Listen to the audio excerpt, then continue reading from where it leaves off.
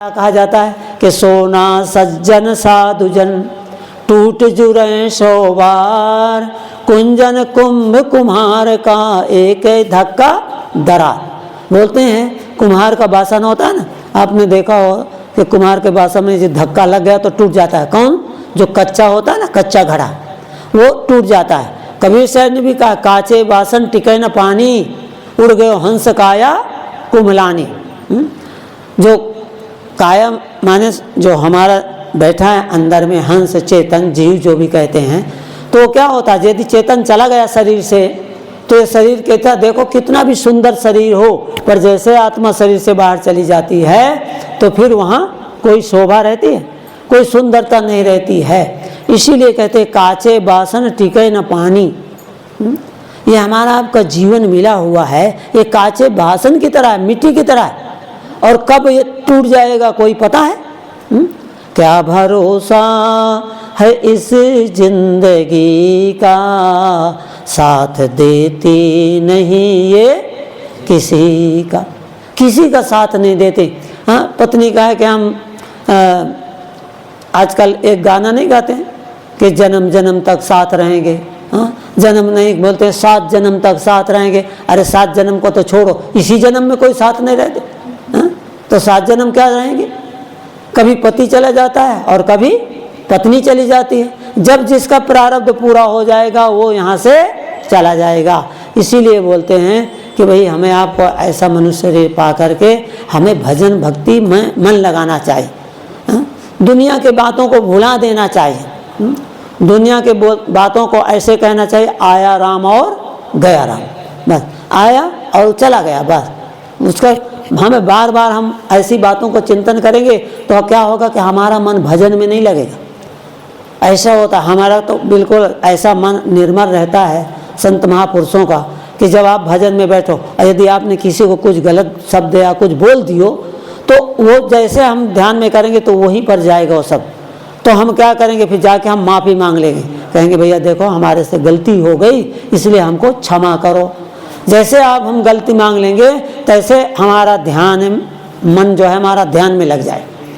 इसीलिए ये ऐसा मनुष्य शरीर पा करके ये जिसको कहा गया कि बार बार नहीं मिलता, तो ऐसा मत सोचो कोई किसी के साथ नहीं जाता, ना कोई संग में आया है ना कोई साथ में जाएगा।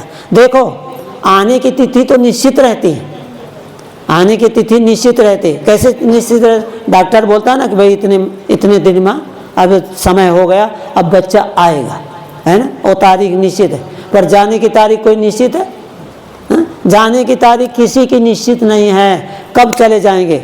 इसीलिए कभी कहता है क्या भरोसा है इस जिंदगी का, साथ देती नहीं ये किसी का। किसी का साथ नहीं देते।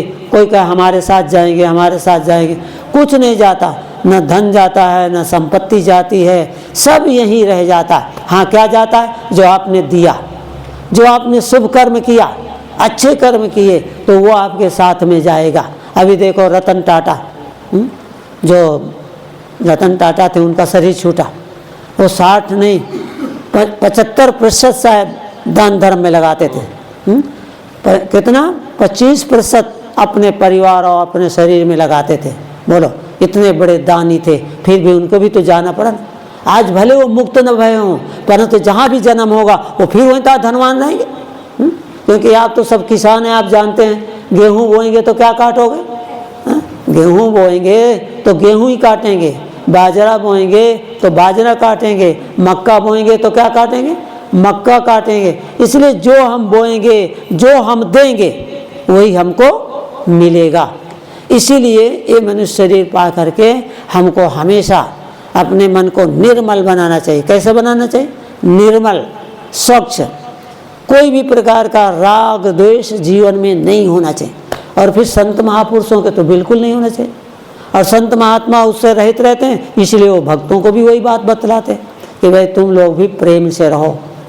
मृदु वाणी सुंदर बर्ताव सकल गुणों की खान है, प्रेम की गंगा बहे जहाँ पर वो घर स्वर्ग समान।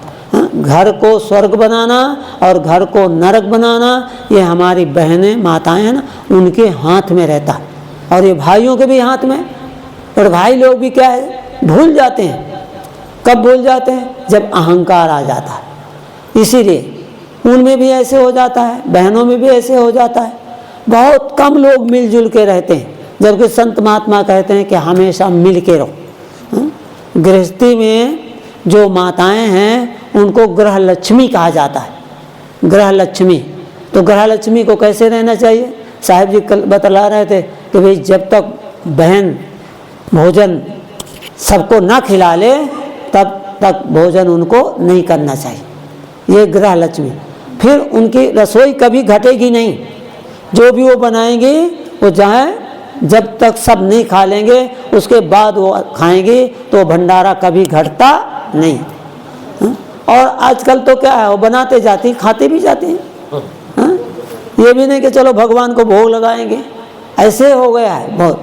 तो फिर कहते हैं लक्ष्मी कहाँ से आएगी? फिर लोग लक्ष्मी की पूजा करते हैं, अर्चना करते हैं, वंदना कर। अरे लक्ष्मी तो अपने घर में ही है, उसकी पूजा करो, उसकी सेवा करो। पूजा का मतलब है सम्मान देना, उनका आदर रखो। जो लोग घर में लक्ष्मी के सत्कार नहीं करते, उनका घर कभी स्वर्ग नहीं बन सकता है। इसीलिए हमें ऐसा शरीर पा करके भजन करें, सत्संग करें, स्वाध्याय करें, सुमिरन करें, जिससे हमारा जीवन सत्यम शिवम सुंदरम हो। हम आप एक बात याद रखें कि जीवन में कोई भी दुख नहीं चाहता है। मतलब जीवन में कोई दुख चाहता है, अशांति चाहता है? सभी लोग क्या चाहते हैं? सभी चाहते हैं सुख, सभी चाहते हैं शांति। जब हम सुख और शांति चाहते हैं तो हमारा काम है कि हम भी दूसरों को सुख दें, दूसरों को शांति दें। क्योंकि हम तो अशांति में रहते हैं, पर दूसरों को भी ऐसी भाषा बोल देते हैं, ऐसी वाणी बोल देते हैं कि उनका भी मन अशांत हो जाता है। इसलिए ऐसा कभी नहीं, जब भी होवे तो प्रेम से बोलो। कबीर साहब की वाणी याद रखो। कबीर साहब क्या कहते हैं? ऐसी वाणी सब लोगों को याद होगा। हमने तो 2 की चौपड़ी में पढ़ा था ये कबीर साहब की साखी। साहब कहते हैं ऐसी वाणी बोलिए मन का आपा खोए, औरन को शीतल करे आपो शीतल हो। बोलते हैं दूसरों को हम ऐसा बोले कि जिससे हमारी वाणी को सुनकर दूसरे तो खुश होवें और हम भी खुश हो। ऐसा ना बोले कि भाई दूसरे भी दुखी हो जाए और हम भी दुखी हो जाए। तो बोले बोलने से फिर क्या फायदा? इसीलिए ये संतों के पास हम जाते हैं कि भाई हमको कुछ मिले, अच्छा गुण मिले, उन गुणों को लेकर हम चलें। दुनिया क्या करती है उस पर ध्यान ज़्यादा नहीं देना चाहिए। देखिए तो संसार है, दुनिया को हम चाहें कि सब लोग अच्छे बन जाए, कोई ऐसा होता है? बोले दुनिया अच्छी बने चाहे ना बने, पर आप अच्छे बन जाओ बस। कबीर साहब कहते हैं कि तुम्हें जागने से तुम्हारे जागना है, तुम्हें चेतने से चेतना है। और बोलते हैं संसार के लोग चेत गए और आप नहीं जागो। तो बोलते हैं जग चेते से क्या हुआ जो आप है ना ही मुक्त। यदि हम खुद नहीं मुक्त हैं तो हम दुनिया को चेताते फिरें तो कैसे होगा? तो हम दुनिया की बातें ही ना देखें, हमें खुद अपने आप को देखना है। हमारे यहाँ इधर उत्तर प्रदेश में भी लोग बोलते हैं, क्या बोलते हैं? लोग ऐसा कहा करते हैं अपने खाए लक्ष्मी नारायण है, कहते हैं भोजन, बोलते हैं अपने खाए लक्ष्मी नारायण। यानी हम जैसे करेंगे वैसे हम आनंद में रहेंगे, सुख में रहेंगे, शांति में रहेंगे। इसीलिए हमको ऐसा कर्म करना चाहिए। ऐसा कर्म कभी नहीं करना चाहिए कि कोई हमारे व्यवहार से और हमारे बोलने से कोई दुखी हो। ऐसा समझ करके हम अपने जीवन को सत्यम शिवम सुंदरम बनाएं। इसी भाषा के साथ हम अपनी वाणी को विराम देते हैं। आप सबको, समस्त परिवार को और ग्रामवासियों को, सबको, सब संत महापुरुषों के द्वारा और हमारे गुरु महाराज आप मिले हो, आए हैं सदगुरु श्री ज्ञान साहब जी यहाँ पर, तो उनकी ओर से और साहब जी सभी लोगों की ओर से शुभकामना। आप सबको शुभ आशीर्वाद करते हुए हम अपनी वाणी को विराम देते हैं और आप सबको बहुत बहुत धन्यवाद देते हैं। इसी प्रकार से आप सब में सुमति बनी रहे। तो जहाँ सुमति तहाँ संपत्ति नाना और जहाँ कुमति तहाँ विपत्ति निदाना। इस तरह से हम आप सब प्रेम से रहें, आनंद में रहें। आज हम लोग जहाँ मंदिर कबीर साहब को बनाने के लिए गए, वो हमारे भाई और अवनीश जी और उनके पिताजी शोभाराम जी साहब, उनकी इच्छा भी थी कि आश्रम बने कोई, तो उनके अच्छा था साहब, उनकी भावना बहुत बढ़िया, और हम उनकी भावनाओं को बहुत आदर देते हैं, सम्मान देते हैं। और उनको ये भी हुआ कि भाई साहब ने कहा कि कम से कम नहीं रविवार सत्संग हो तो कम से कम पूर्णमासी, कबीर साहब को लोग व्रत रहते ना पूर्णमासी का, इसलिए हम लोग जेठी पूनम में कबीर जयंती मनाते हैं। तो बोले पूर्णमासी को आ गए, और यदि साहब कहे, साहब भी बोले कि यदि हम यहाँ रहेंगे तो हम भी आ जाया करेंगे, और नहीं तो कोई ना कोई संत आएगा। जैसे मैंने कल भी कहा था ना कि जैसे आपने स्टेशन बना दिया तो गाड़ी तो रुकेगी ना, और कोई ना कोई गाड़ी आएगी। आज छोटी गाड़ी आती है, फिर बाद में कभी मेल गाड़ी भी आने लगे।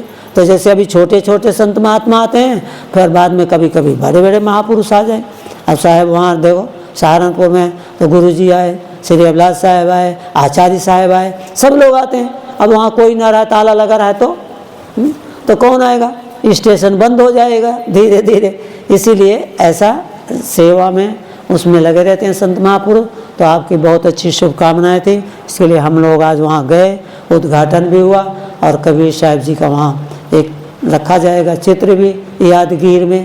तो इस तरह से भजन सत्संग में अपना जीवन बने, इन्हीं शुभकामनाओं के साथ हम अपनी वाणी को विराम देते हैं। साहेब साहेब बोलिए सदगुरुदेव की जय। आप जो है